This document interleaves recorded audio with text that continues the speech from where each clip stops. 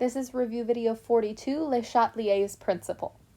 So Le Chatelier's principle is a principle that has to do with reactions in equilibrium and how the reactions maintain equilibrium.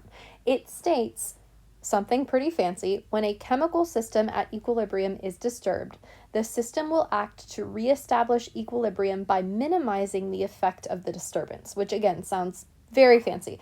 But basically, if you mess with a reaction when it's at equilibrium, and messing with it means applying a stress of some kind. So you could be adding or subtracting reactants, you could be messing with the temperature, you could be messing with the pressure, like whatever. If you mess with it, the reaction is either going to shift forward to the right to make more products, or it is going to shift to the left to make more reactants. It's going to do one of those two things.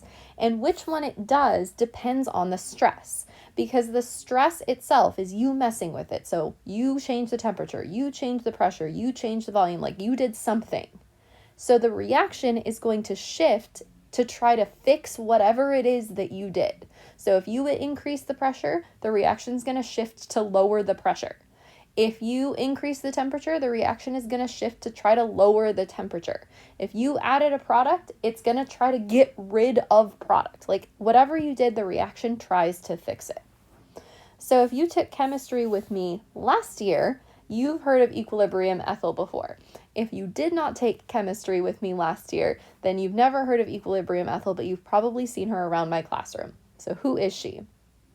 Basically, equilibrium ethyl is a metaphor that I came up with to explain Le Chatelier's principle, because whenever I'm trying to figure out how a stress affects a reaction, I like to imagine equilibrium ethyl here, this angry old lady that gets really, really mad when we mess with a reaction, and she angrily tries to fix whatever it is that we did after threatening us with a rolling pin.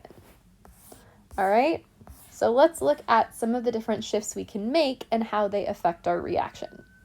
So what happens when you change our amount or our concentration of reactants and products? So we have this generic reaction here to look at.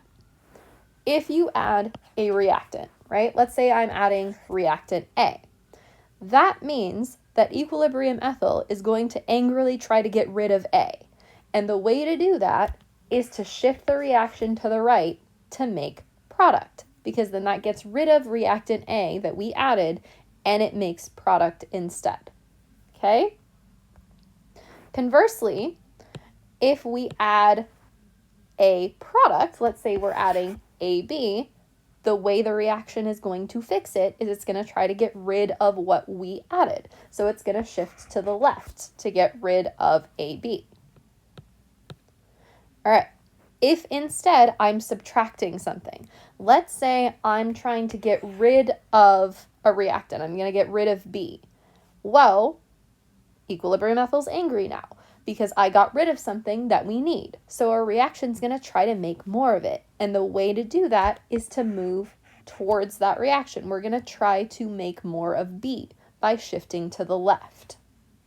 Similarly, if I, instead of getting rid of a reactant, I try to get rid of a product, I get rid of AB, our reaction tries to make more of it. So we're going to shift to the right. Okay? Next change we could make. Let's say that we have an aqueous reaction and we dilute it or we concentrate it overall. And I say overall because in this shift, we're not diluting or changing the concentration of a single reactant or a single product. Instead, we have a whole reaction system and we're adding water to everything, or we're taking water away from everything. Okay? So let's say that I want to dilute my reaction overall. In that case, my reaction is going to shift towards more aqueous species. So looking at this reaction up here, I notice that I have 2 aqueous species on the left, but only 1 on the right. So if I add water, my reaction is going to shift towards more aqueous species, or shift to the left.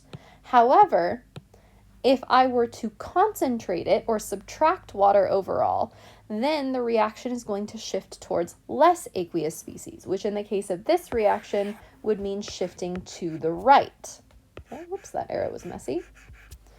shifting to the right, because if I decrease water, what I'm doing is increasing the concentration of particles in this aqueous solution of reactants and products. So my reaction is going to try to fix it by making there be less dissolved things. And the way to do that is to shift towards less aqueous species overall. All right, let's say I'm going to change the temperature surrounding my reaction. So this one is actually dependent on more than one thing. So it depends, what the shift is depends on if the reaction happens to be endothermic or if the reaction happens to be exothermic. So let's look at two examples. When you have an endothermic reaction, we know already that endothermic reactions have positive delta H values.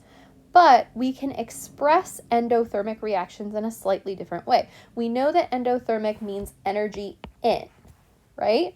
Which means that energy is actually a reactant here, or heat is a reactant in an endothermic reaction.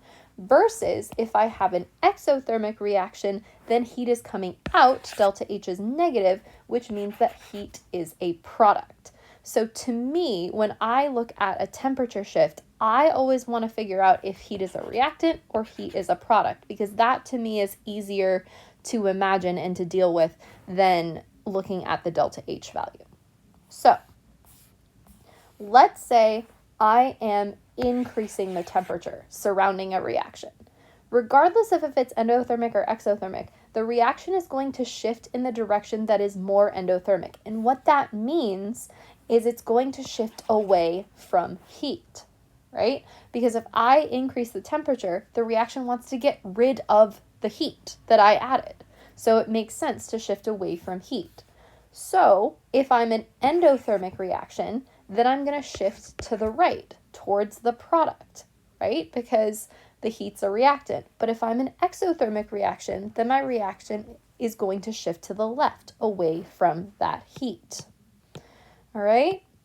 Now, looking at the opposite of that, let's say instead I am decreasing the temperature. In that case, if I decrease the temperature, I'm taking away heat. So my reaction is going to try to shift towards heat.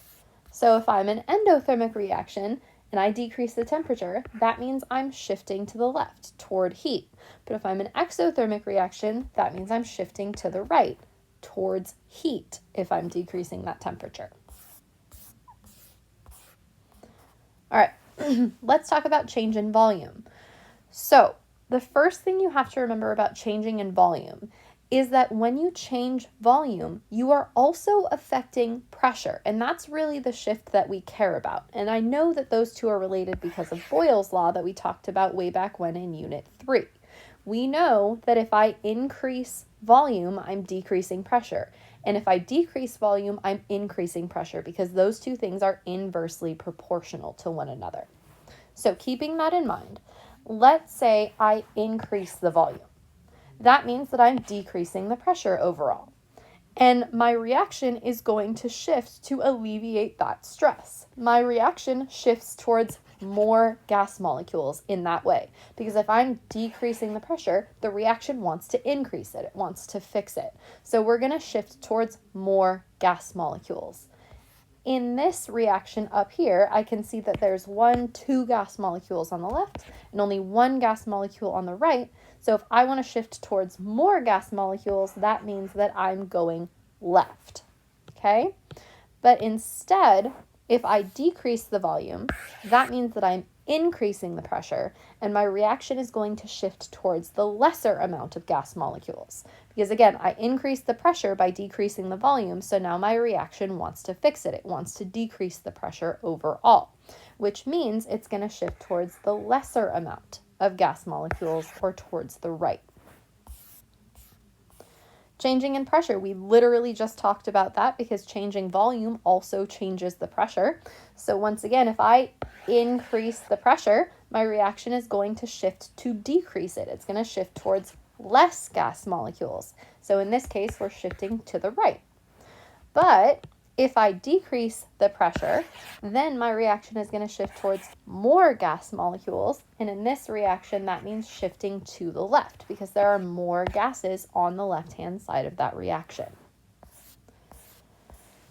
Last shift possible is adding a catalyst, but happy news, adding a catalyst does absolutely nothing to an equilibrium reaction. It does not cause a stress at all, so no shift is going to occur when we add a catalyst. So you just have to look out for that. Practice problem. So our practice problem says, consider this equation. We have S2O3 plus H2O yields 2SO3 plus 2H3O plus. And that reaction has a delta H value of 50 kilojoules per mole, which means that that is endothermic. Endothermics have heat as a reactant. So just keeping that in mind for later. Evaluate each proposed stress below to determine if it would result in an increase or a decrease in concentration of the thiosulfate ion. Okay, so we haven't talked about increases or decreases in concentration of ions, but we have talked about shifts. So let's take a look at where this thing is in our reaction. I see that S2O3 is on the left, right? So if I shift to the left, that is going to increase my concentration of that ion. But if I shift to the right, that is going to decrease the concentration of that ion. So keeping in mind, left shifts increase it, right shifts decrease it. So now we need to evaluate each shift. Shift A says addition of H3O plus. Okay, so H3O plus is over here, which means that I am adding a product. When I add a product, my reaction tries to shift away from products. It wants to fix what I did. So we're going to shift to the left in that scenario. So going back down here, we would say that addition of H2O causes a left shift, which causes an increase in our thiosulfate ion, our S2O3. Okay? That's what that means. Now, number 2, it says addition of an OH minus ion. Okay, so I'm going to go back up to my reaction. OH minus is not a part of this reaction. So before you say, oh yay, it doesn't do anything, it absolutely does do something. But we have to consider how OH minus will interact with the rest of everything else. So OH minus, let me write it up here. We see that OH minus has a negative charge. We know that things with a negative charge tend to be attracted to things with a positive charge. What that means is that these two things are going to react together. When these two things react together, what happens is this goes away, right? So if the addition of OH minus actually ends up removing some of my product, because that then goes away and becomes something else. So realistically, when I add OH minus, I am removing a product, and my reaction is going to try to fix that by creating more product and shifting to the right. Okay? So my addition of my OH minus ion causes a right shift. My right shift is shifting away from the thing that I was trying to evaluate, so that is going to decrease my S2O3 ion. Okay? Next, decreasing the temperature. Okay? So I'm going to go back up here. I am decreasing the temperature, which means my reaction is going to try to increase the temperature. Based on the fact that this is an endothermic reaction, I know that heat is a reactant. It is input. So if I'm decreasing the temperature, my reaction wants to increase it. So it wants to move towards heat, which means a left shift.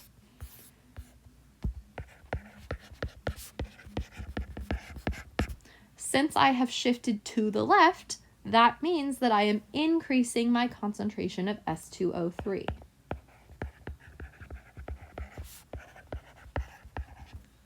All right, last one. Diluting the reaction. Remember, diluting the reaction means I'm adding water. So let's see. There are two ways we can evaluate this. I can either evaluate the dilution of the reaction by using the dilution shift information, or since water's already in this reaction, I can say, okay, well, if I dilute it, that means I'm adding a reactant, which means that I'm going to move away from that reactant and cause a right shift, right? The other way we can evaluate it is to say, okay, well, I know that diluting the reactant means that I should move towards more aqueous species, which again is on the right-hand side. So either way you evaluate this, it's going to cause a right shift.